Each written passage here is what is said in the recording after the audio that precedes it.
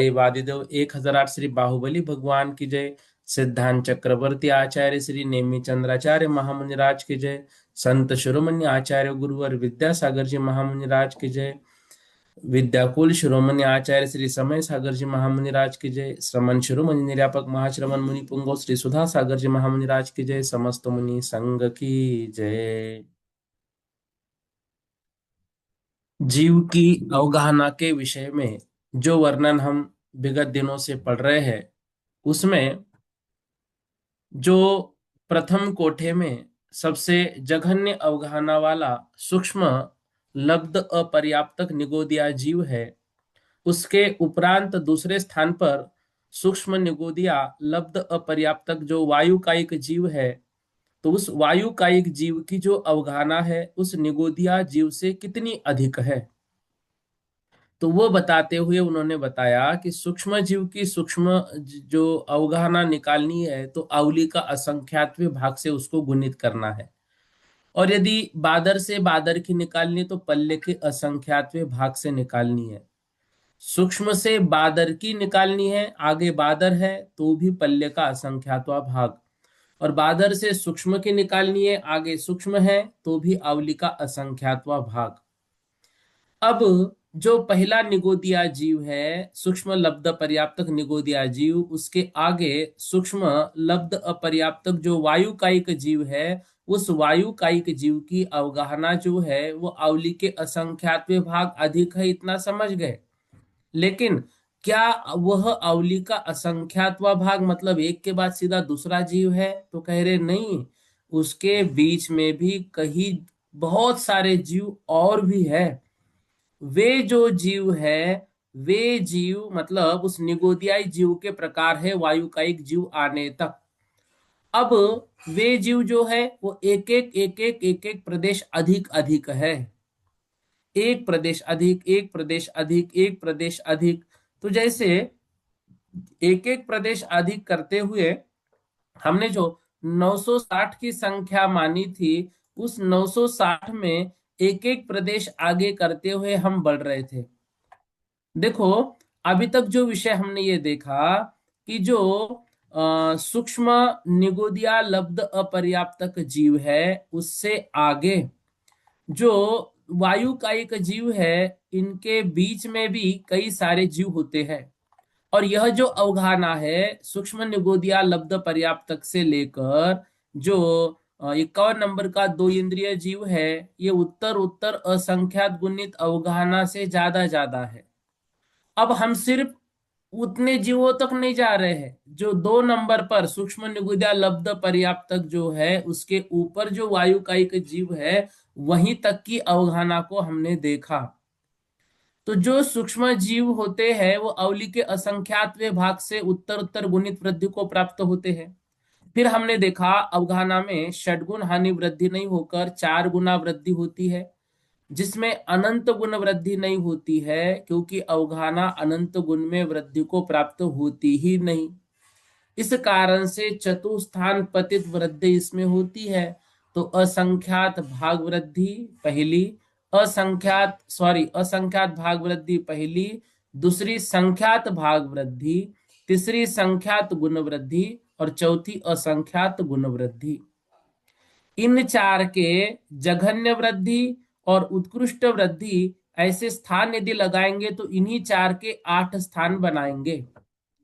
परंतु असंख्यात भाग वृद्धि से जो 2 नंबर की संख्यात भाग वृद्धि है, इनके बीच में भी कुछ वृद्धि हो रही है। अब वह जो वृद्धि हो रही है वह वृद्धि हम असंख्यात की माने कि संख्यात की माने। इस कारण से उस वृद्धि को आचार्यों ने अवक्तव्य भाग वृद्धि का नाम दिया। और उसके भी हम जघन्य और उत्कृष्ट की अपेक्षा से दो स्थान बना लेते हैं, तो ये 8 स्थानों के बीच में असंख्यात के बाद जब संख्यात शुरू हुआ वहां पर, फिर संख्यात के बाद पुनः संख्यात शुरू हुआ वहां पर, फिर संख्यात के बाद असंख्यात शुरू हुआ वहां पर, ये दो दो स्थान अवक्तव्य के होते हैं। तो ऐसे कुल मिलाकर ये 14 स्थान बनते हैं। फिर हमने देखा जिसको हम गिन सकते हैं उसको संख्यात कहते हैं, जिसको गिन नहीं सकते हैं उसको हम असंख्यात कहते हैं, और जिसको गिन मतलब असंख्यात जो होता है जिसको गिन नहीं सकते हैं उसको असंख्यात कहा। लेकिन अनंत का क्या होता है, अनंत तो अंत ही नहीं होता, असंख्यात का अंत जरूर होता है।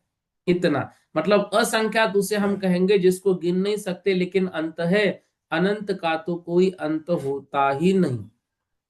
तो अवगाहना में षटगुण हानि वृद्धि न होकर 4 गुना वृद्धि जो हो रही है उसको विभिन्न संख्याओं के माध्यम से हमने समझा था।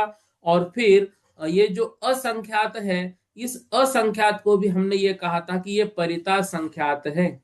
असंख्यात के 3 भेद हमने देखे थे, परिता संख्यात, युक्ता संख्यात और असंख्याता संख्यात।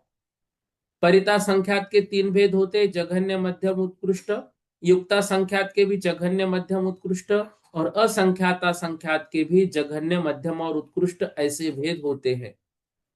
अब यहाँ पर जो असंख्यात लिया जा रहा है यह परिता संख्यात ही है, और यह परिता संख्यात के जघन्य का ही यहाँ पर कार्य हो रहा है। तो परिता संख्यात जघन्य का ही सब कुछ यहाँ पर विषय हो रहा है। अब ये परिता संख्यात, युक्ता संख्यात और असंख्यात संख्यात उस दिन बताया था। फिर भी यदि और इसमें विशेष यदि समझना है तो आप सभी के ग्रुप पर इसकी पीडीएफ भेजी हुई है, उस पीडीएफ के माध्यम से और भी आप उसको विशेष रूप से समझ सकते हैं। देखिए, उसके उपरांत हमने ये जो पहले जीव से लेकर दूसरे जीव पर्यंत 14 स्थान होते हैं, इन 14 स्थानों को देखा था। ये 14 स्थान जब समझ रहे थे तो हमने सपोज के रूप में जघन्य संख्यात को 2 माना था, उत्कृष्ट संख्यात को 15 माना था, जघन्य असंख्यात को 16 माना था। 16 इसलिए माना था कि असंख्यात जो होता है वह संख्यात उत्कृष्ट संख्यात में 1 प्लस किया कि वो असंख्यात निकल जाता है।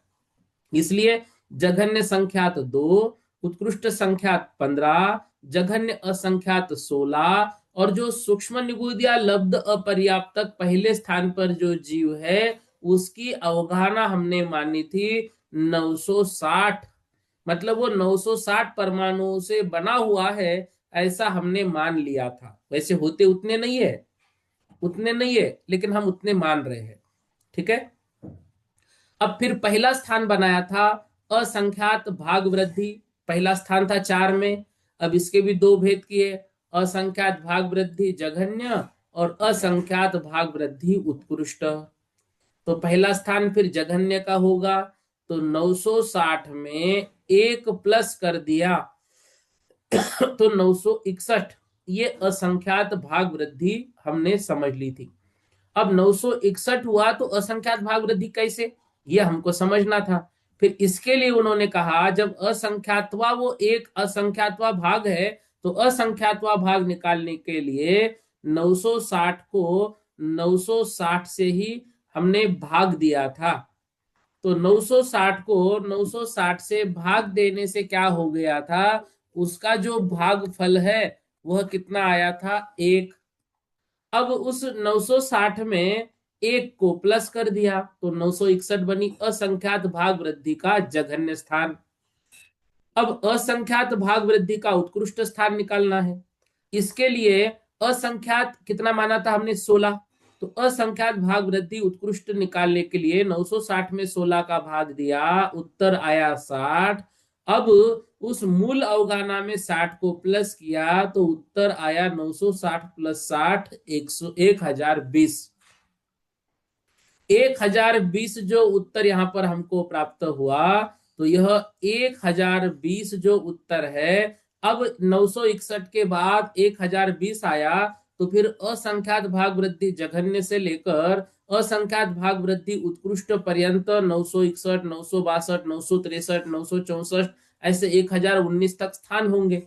लेकिन ये स्थान मध्यम असंख्यात भाग वृद्धि के माने जाएंगे, उसको अवक्तव्य नहीं कहेंगे। क्यों नहीं कहेंगे? क्योंकि यहां पर वो निश्चित हो रहा है कि वो असंख्यात भाग वृद्धि के स्थान है। अब असंख्यात भाग वृद्धि से आगे जब हम बढ़े थे तब आई थी संख्यात भाग वृद्धि, और संख्यात भाग वृद्धि भाग निकालना है, तो भाग निकालने के लिए जो उत्कृष्ट संख्यात है उससे हमें भाग देना पड़ेगा। तो 960 को उत्कृष्ट संख्यात से भाग दिया था 15 से, तो उत्तर आया था 64। तो 960 को 15 का भाग दिया, उत्तर 64 आया। तो 960 प्लस 64 वहां पर हमने किया तो 1024। अब असंख्यात भाग वृद्धि का उत्कृष्ट था 1020, और संख्यात भाग वृद्धि का जघन्य हुआ 1024। मतलब 1021, 1022 और 1023 ये कहाँ गए? अब ये स्थान ना असंख्यात भाग वृद्धि में दे सकते हैं, ना संख्यात भाग वृद्धि में दे सकते हैं। तो इन स्थानों को बीच में लेते हैं अवक्तव्य भाग वृद्धि में। तो इसमें भी जघन्य और उत्कृष्ट दो भाग निकालते हैं। तो अवक्तव्य भाग वृद्धि जघन्य 1021 और अवक्तव्य भाग वृद्धि उत्कृष्ट 1023। अब संख्यात भाग वृद्धि जघन्य 1024 आया था, संख्यात भाग वृद्धि का उत्कृष्ट स्थान प्राप्त करना है, तो संख्यात हमने जघन्य क्या मानी थी? 2। अब इसको हम 960 को 2 से भाग देंगे, उत्तर आएगा 480। मतलब इस गाथा में बताया था कि उत्कृष्ट अवगाहना जितने मानी उससे आधी को उसमें प्लस कर दो। तो 960 की आधी 480 होती है, तो हमने कैसे निकाला? उसको उस उत्कृष्ट संख्यात से उसको भाग दिया। तो 960 प्लस 480, यह उत्तर हमको प्राप्त हुआ 1440। तो संख्यात भाग वृद्धि का उत्कृष्ट कितना आया? 1440। इसमें एक प्लस कर दिया, जैसे ही एक प्लस किया तो ये अवक्तव्य भाग वृद्धि का जघन्य हो जाएगा। संख्यात भाग वृद्धि उत्कृष्ट हमको मिल गया, अब अवक्तव्य भाग वृद्धि का यह जघन्य 1441। अब अवक्तव्य भाग वृद्धि का उत्कृष्ट तुरंत नहीं मिलेगा हमें, इसके लिए क्या करना पड़ेगा? संख्यात गुण वृद्धि का जघन्य निकालना पड़ेगा। संख्यात गुण वृद्धि का जघन्य निकालने के लिए 960 को जो जघन्य संख्यात है 2 उससे गुणित करना पड़ेगा। तो 960 को 2 से गुणित कर दिया, उत्तर आएगा 1920। अब 1920 में मूल अवगाहना 960 को मिला दिया, उत्तर हमको प्राप्त हुआ 2880, 2880।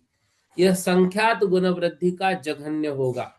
इसमें से एक माइनस किया, 2879, ये अवक्तव्य भाग वृद्धि का उत्कृष्ट। फिर संख्यात गुण वृद्धि आई थी हमारी, वो कैसे निकाली? 960 को उत्कृष्ट संख्यात से गुणित किया, उत्तर प्राप्त हुआ 960 को हमने क्या किया? 15 से गुणित कर लिया, तो उसको गुणित करने के बाद वह उत्तर कितना हुआ? 14400। इसमें प्लस 960 किया तो यह हमको उत्तर प्राप्त हुआ 15360। यह संख्यात गुण वृद्धि का उत्कृष्ट है। अब इसमें एक मिला दिया तो 15361, ये अवक्तव्य गुण वृद्धि का जघन्य हो जाएगा। अब असंख्यात गुण वृद्धि का जघन्य हमको निकालना है, उसके बाद अवक्तव्य गुण वृद्धि का उत्कृष्ट हमें प्राप्त होगा। तो असंख्यात गुण वृद्धि का जघन्य के लिए 960 को उत्कृष्ट संख्यात 16 से गुणित किया, उत्तर प्राप्त हुआ 15360। अब 15360 में 960 को प्लस किया तो उत्तर हमको प्राप्त हुआ 16320। इसमें एक माइनस किया, 16319 से अवक्तव्य गुण वृद्धि का उत्कृष्ट होगा और 16320 से असंख्यात गुण वृद्धि का जघन्य होगा। बस यहीं से आगे एक एक प्रदेश की अवगाहना की वृद्धि होते होते अवली का असंख्यातवा भाग हमको प्राप्त होगा, और जैसी वो अवली का असंख्यातवा भाग प्राप्त होगा तो मूल अवगाहना से उस अवली के असंख्यातवे भाग से गुणित करने पर जो वायु का एक जीव है उसकी अवगाहना जो है हमको प्राप्त होगी। तो अवली का असंख्यातवा भाग असंख्यात गुणवृद्धि जघन्य के बाद कई स्थान आगे जाकर प्राप्त होता है, वहां पर सूक्ष्म वायुकायिक जीव की अवगाहना प्राप्त होगी।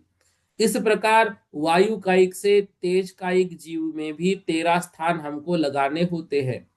तो सूक्ष्म निगोदिया लब्ध पर्याप्तक से सूक्ष्म वायुकायुक्त अपर्याप्तक के बीच में प्रदेश वृद्धि क्रम से अवगाहना स्थान यहाँ पर अभी हमने समझे। तो ये जो स्थान है यहाँ पर वो और भी निगोदिया जीव है, इस तरह से इसको हमको मानना है कि वहां पर और भी निगोदिया जीव होते हैं।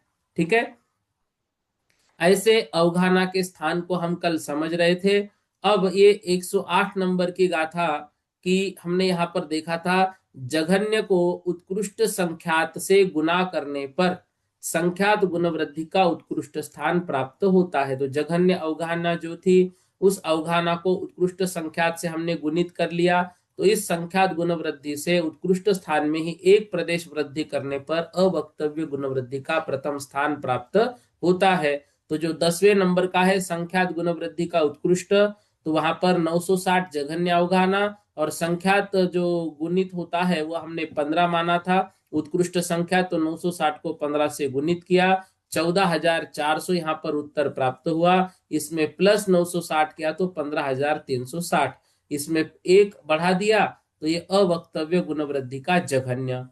अब जो 109 नंबर की गाथा है वो पढ़ते हैं। अवरपरिता संख्येन अवरपरिता संख्येन वरम संगुनिय रूपपरिहीने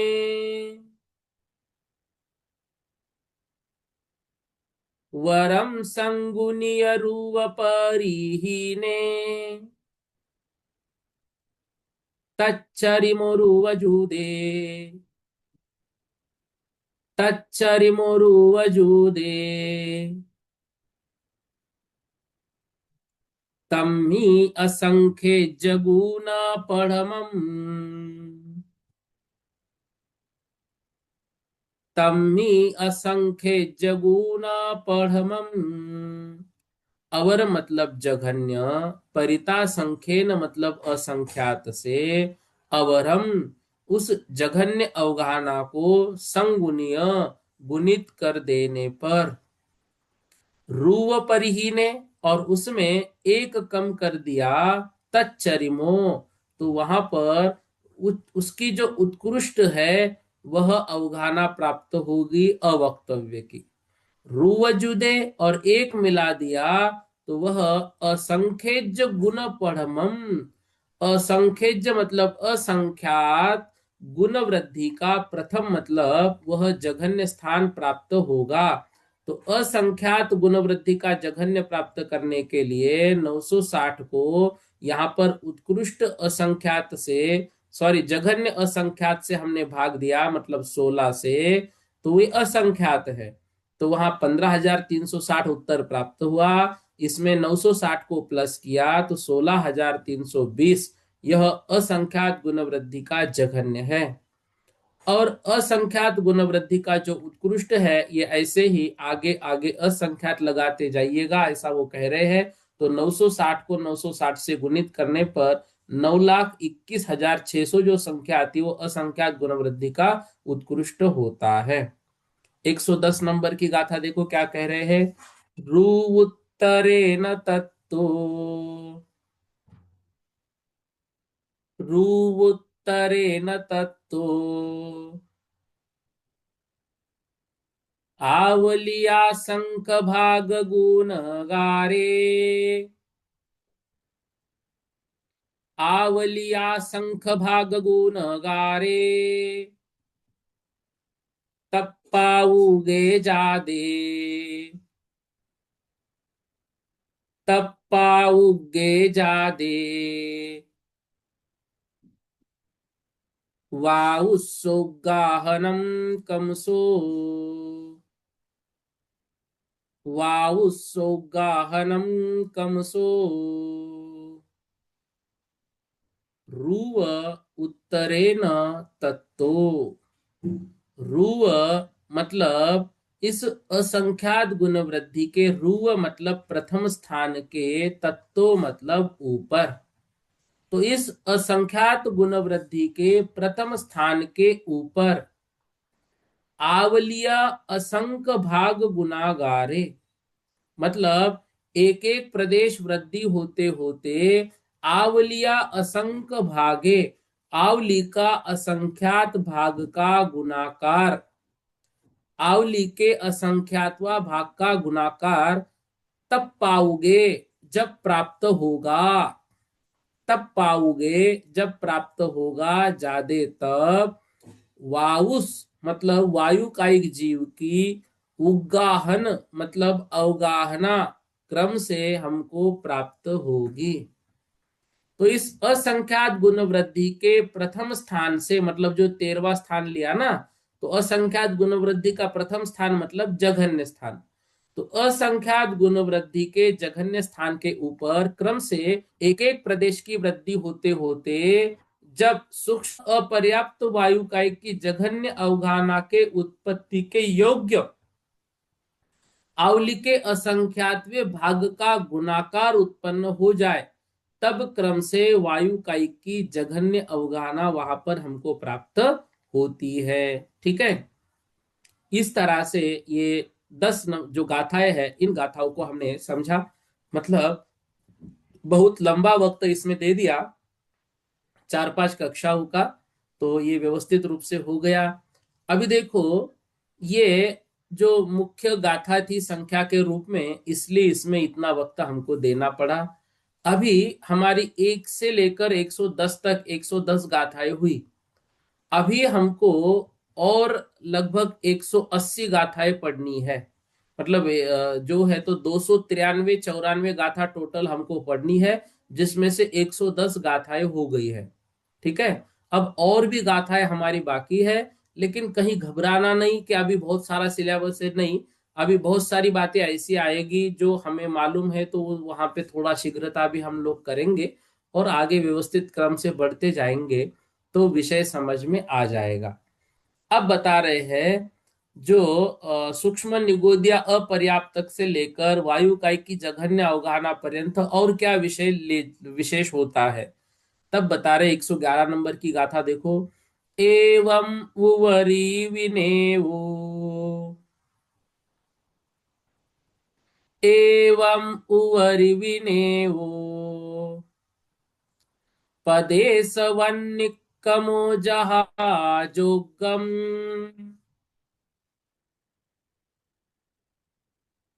पदे सवन्निकमो जहाजोगम,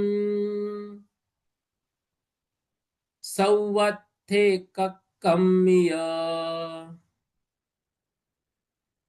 सौवत्थे केककम्य, सौवत्थे केककम्य, जीव समासानवी चाले, जीव समासानवी चाले, एवं उवरी विन्नेवो, इसी प्रकार से ऊपर भी जानना चाहिए। पदेश अर्थात प्रदेश की, वन्नी कमो जहाजोगम, पदेश वन्य मतलब वृद्धि को प्राप्त होते होते, जहाजोगम मतलब यथा योग्य, सौवत्थ सब तरफ, एक एकम ही एक एक प्रदेश बढ़ते बढ़ते, जीव समास विचाले, यह जीव समास की अवगाहना होती है। क्या कह रहे हैं, एवं उवरी विन्नेहो, एवं मतलब इसी प्रकार से, ये जो 14 स्थान अभी हमने देखे, तो जिस प्रकार सूक्ष्म निगुदिया अपर्याप्त से लेकर सूक्ष्म अपर्याप्त वायुकाय की जघन्य अवगाहना पर्यंत प्रदेश वन्निकमो, प्रदेश के वृद्धि क्रम से अवगाहना के स्थान बताए यथा योग्यम, उस ही प्रकार आगे भी वायु कायिक से तेजस कायिक मतलब वहां तक जो है, और तेजस कायिक से लेकर जो पंचेंद्रिय उत्कृष्ट अवगाहना पर्यंत है, वहां पर सवत एक एक ही सब तरफ एक एक प्रदेश की वृद्धि, मतलब उत्कृष्ट अवगाहना पर्यंत संपूर्ण जीव समासों में प्रत्येक अंतराल में प्रदेश वृद्धि क्रम से एक एक की होती है। ऐसे अवगाहना स्थान हमको समझना चाहिए। मतलब सूक्ष्म निगोदिया से लेकर वायु कायिक की बता दी, अब वहां से लेकर जो पंचेंद्रिय 64 नंबर का स्थान था वहां तक इसी तरह हमको समझना है। ऐसा यहाँ पर आचार्य महाराज हमको बता रहे हैं 111 नंबर की गाथा में। अब देखो किन स्थानों में वृद्धि होती है, तो सूक्ष्म निगोदिया अपर्याप्त के जघन्य स्थान अर्थात क्रमांक 1 से द्विन्द्रिय पर्याप्त के जघन्य क्रमांक 51 तक स्थानों में चतुस्थान प्रतीत वृद्धि होती है, क्योंकि यहाँ पर असंख्यात है। और द्विन्द्रिय पर्याप्त के जघन्य स्थान 51 से पंचेंद्रिय पर्याप्त के उत्कृष्ट 64 तक के स्थानों में 3 स्थान प्रतीत वृद्धि होती है, क्योंकि इन स्थानों में असंख्यात गुण वृद्धि नहीं होती है। ठीक है। अब देखो यहां पर अब आगे ये विषय और ले रहे हैं। हेट्टा जे सिम जहन्नम, हेट्ठा जे सिम जहन्नम, उवरिम उक्कसयम हवे जत्थ, उवरिम उक्कसयम हवे जत्थ, तत्थम तरंग सौवे, तत्थम तरगा सौवे, तेसिम उग्गाहन वियप्पा, तेसिम उग्गाहन वियप्पा।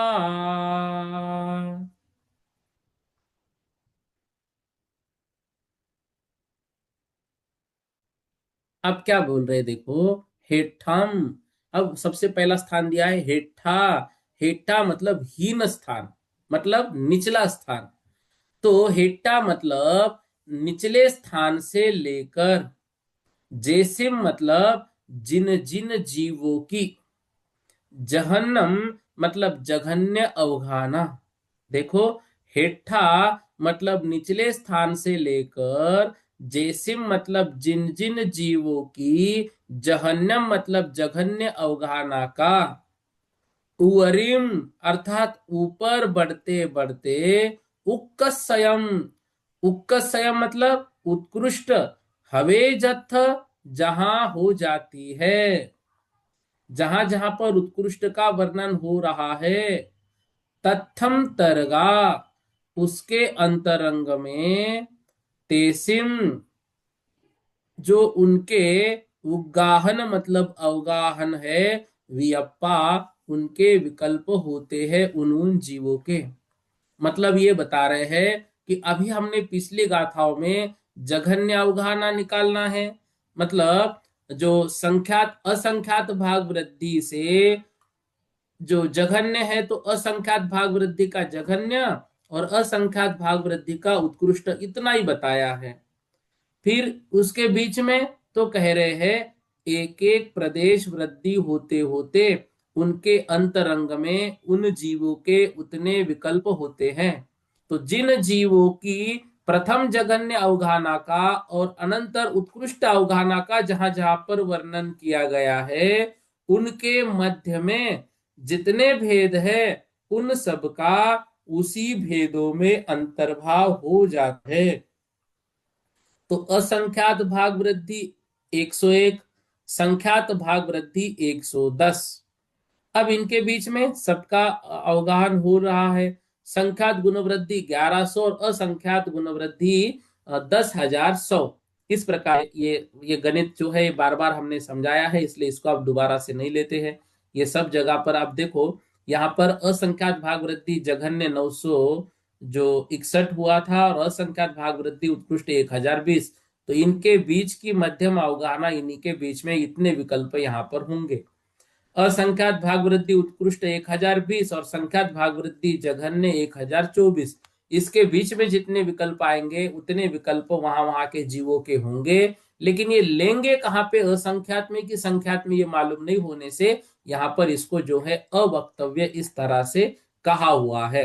तो यह सारे स्थान जो है आपने बार बार इसको देखना है, समझना है, याद करना है।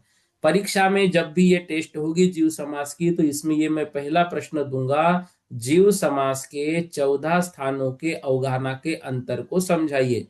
तो ये 14 स्थान आपको उसमें लिखने पड़ेंगे। तो ये ज्यादा कठिन नहीं है। असंख्यात भाग वृद्धि, संख्यात भाग वृद्धि, संख्यात गुण वृद्धि और असंख्यात गुण वृद्धि, ये चार याद हो गए। इनके उत्कृष्ट जघन्य, मतलब जघन्य उत्कृष्ट, जघन्य उत्कृष्ट, जघन्य उत्कृष्ट ऐसा लगाना है। और जहां पे विषय बदल रहा है वहां पे अवक्तव्य बीच में लगाना है। और 961 की जो, सॉरी 960 की जो जघन्य अवगाहना है, उसको जो जघन्य संख्या 2, जघन्य उत्कृष्ट संख्या 15 और जघन्य असंख्यात 16 ऐसा लगाकर उसमें आपको सब घटाकर बताना है बस। तो ये जो है ये प्रश्न 100% मैं मेरे टेस्ट में तो पूछूंगा ही पूछूंगा। अब जो बाद में परीक्षा होगी उसका देखेंगे, लेकिन इसमें तो आएगा। ठीक है, ऐसा ये विषय हमको याद रखना है। अब यही जो गणित है ये और भी दूसरे कुछ संख्याओं के माध्यम से यहाँ पर बताया गया है, यह भी आप एक बार समझे। नहीं भी तो पहला विकल्प यदि हमको याद हो गया 960 वाला, तो दूसरा विकल्प याद करने की कुछ भी आवश्यकता नहीं है। बस इतना याद रखना है कि अवक्तव्य जो है वह मतलब संख्यात के बाद असंख्यात शुरू हुआ तो बीच के स्थान अवक्तव्य के होंगे। संख्यात के बीच में जो स्थान आएंगे वो अवक्तव्य के नहीं, वो उस जीव के मध्यम स्थान जो है तो होंगे। ऐसा हमको यहाँ पर समझना है। ठीक है। हाँ, नेमी चंद्र जी भैया बोलिए, आप क्या बोल रहे। भैया जी जय जिनेन्द्र। जय जिनेन्द्र। भैया जी जो ये अभी आप बता रहे कि आगे के गुण ये समझना अवगाहना यंत्र जानने के उदाहरण ये अभी पढ़ाएंगे आप, क्या अभी हमने पढ़ा था हमने इसको, जो आगे मतलब इसके आगे है ना 12 नंबर गाथा के आगे अवगा यंत्र जानने के हाँ लिए उदाहरण। तो उदाहरण हाँ हाँ में मैं हाँ। पढ़ रहा था तो मुझे उसमें समझ में नहीं आ रहा था। जघन जघन अवगाहना बटे जघन अवगाहना बराबर 4800 बटे 4800 बराबर 2, फिर 2 जोड़ दिया, 4800 बटे 4800 तो एक ही होगा। नहीं, सुनो सुनो, अभी वो जो 48 वाला उदाहरण है आप मत पढ़ना, सभी लोग आप सभी अभी 960 वाला पढ़ना। उसमें कंफ्यूज हो जाएंगे हम सभी। अच्छा। ठीक है ना, उसको अभी इग्नोर कर दो, अभी 960 वाला पढ़ो। ठीक है। हाँ हाँ। ठीक है भैया जी। अभी बाकी तो समझ में आ गया सारा विषय। हाँ भैया जी समझ में आ रहा है। बहुत बढ़िया। हाँ। अंजना दीदी जी जैन कोटा, बोलो। भैया जी, जीव समाज की जो आपने पीडीएफ भेजी थी ना, कहीं मिस होगी तो आप एक बार और डाल हाँ, दीजिए। फिर से भेज दूंगा मैं ग्रुप पर, है ना? ठीक है ना। हाँ। हाँ। आइए 113 नंबर की गाथा। 22 सत्ततिन्य, 22 सत्ततिन्य, सत्तयकूलकोडिसयसः सायम्, सत्तयकुलकोडिसयसः सायम्, नेयापुडविदगागनी,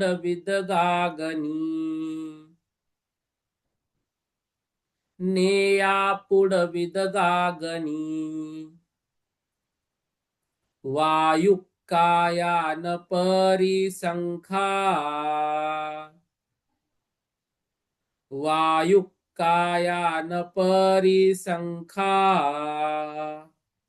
एक साथ बोलेंगे।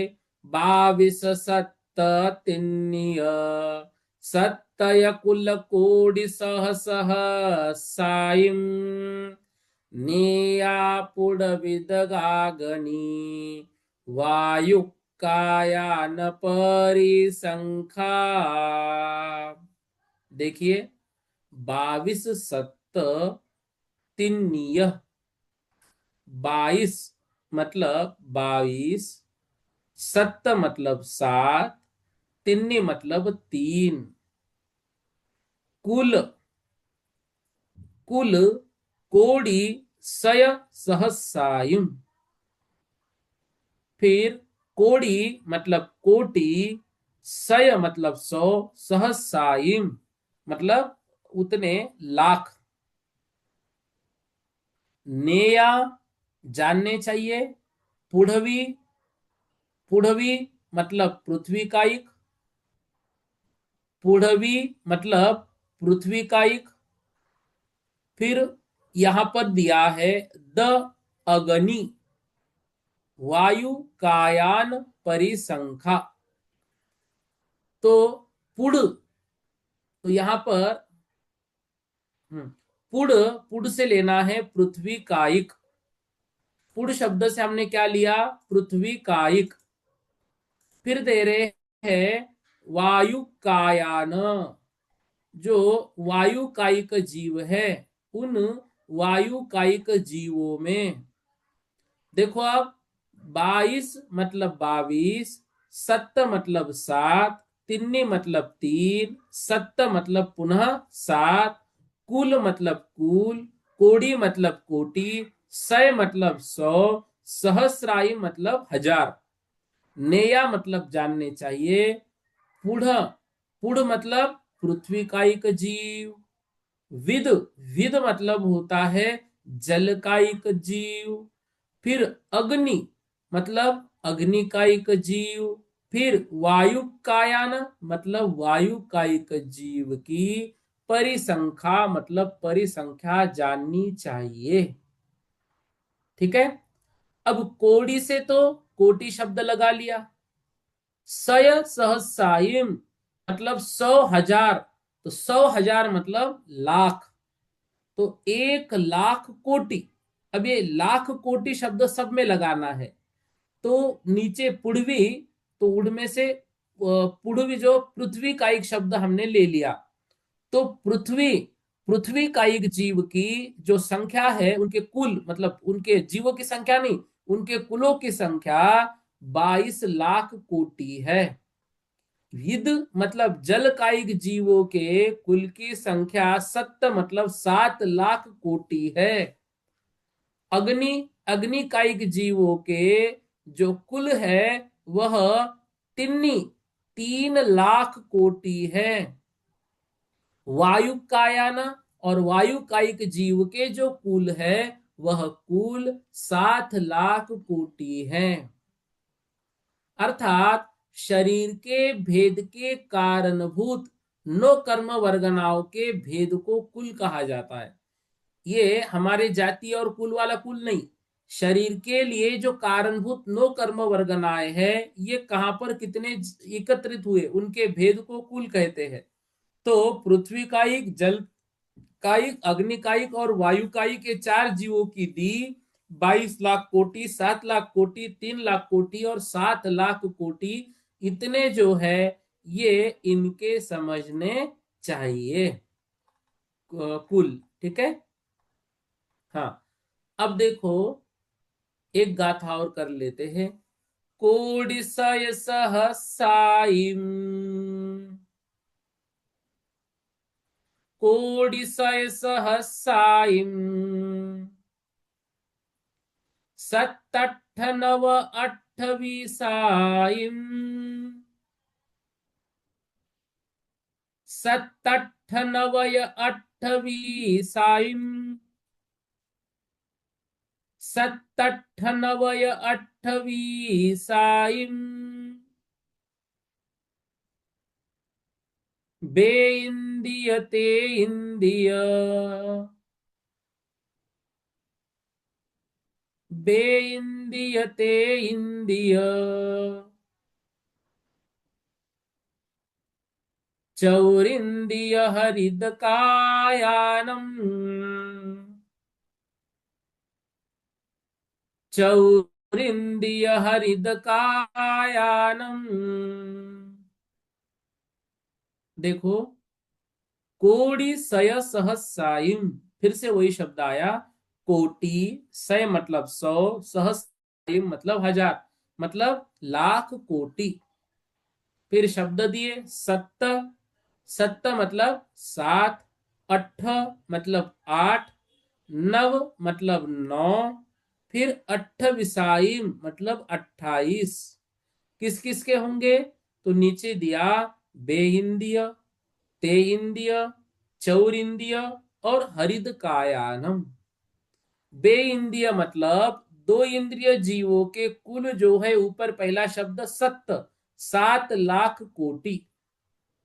तीन इंद्रिय जीवों के कुल, फिर 8 लाख कोटि। चौर इंद्रिय, 4 इंद्रिय जीवों के जो कुल है वह 9 लाख कोटि। और हरिद कायानम मतलब वनस्पति कायिक जीवों के कुल अट्ठविसाइम अर्थात 28 लाख कोटि होते हैं। 28 लाख कोटि इनके कुल जो है तो होते हैं। ठीक है, इस तरह से यहां पर समझना चाहिए। एक गाथा और ले लेंगे क्योंकि इसमें इतना विशेष कुछ नहीं, संख्या मात्र है। अद्ध तेरस बारस,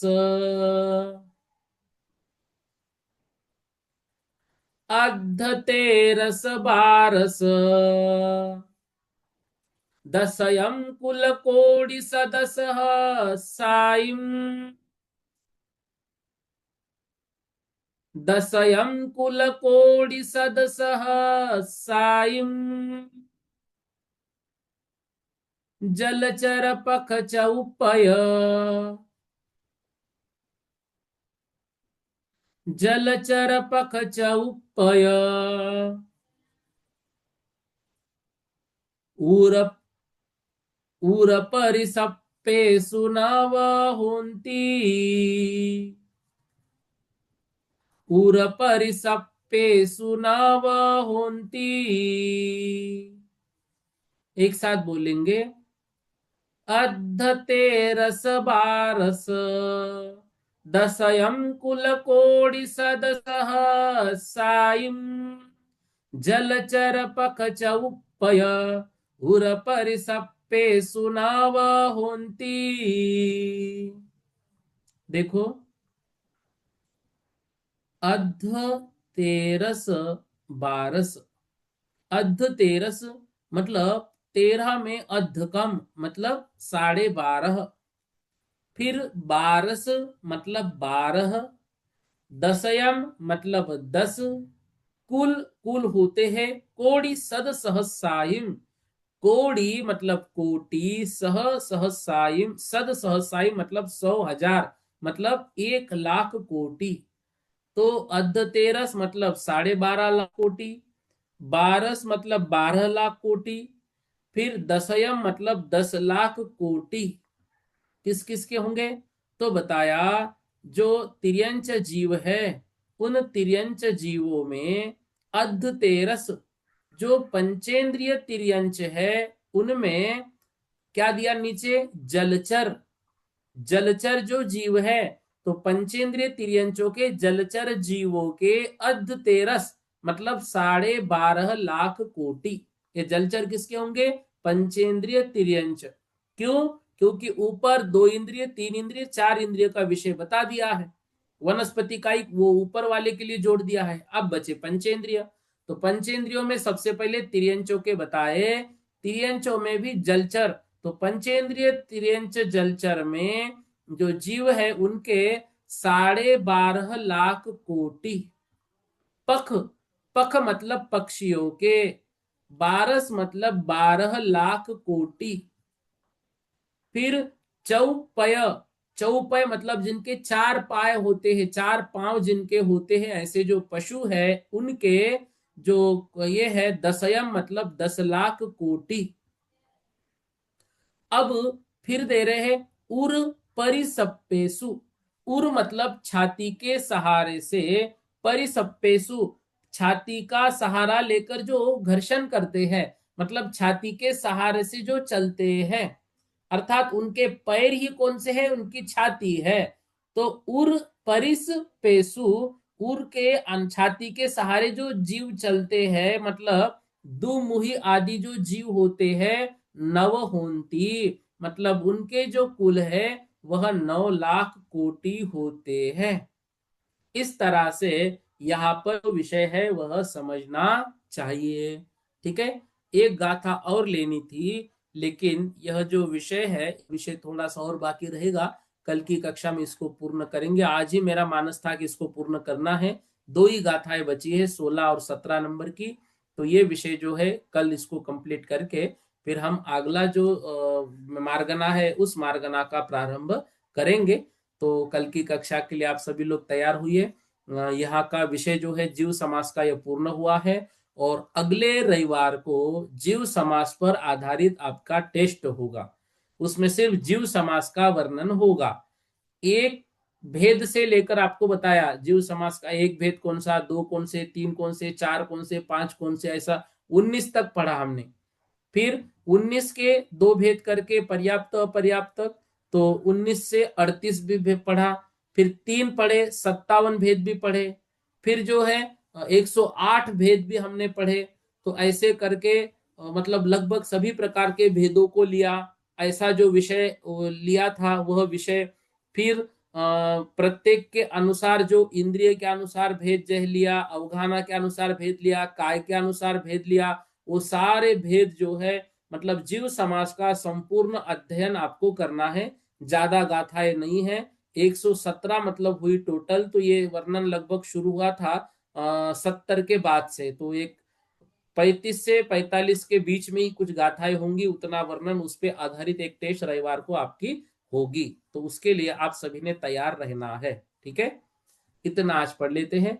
बोधि समाधि परिणाम विशुद्धि स्वात्मोपलब्धि शोषो की सिद्धि चिंतामणिम चिंतित वस्तु दानिम त्वामंद्य मानस ममास्तु देवी।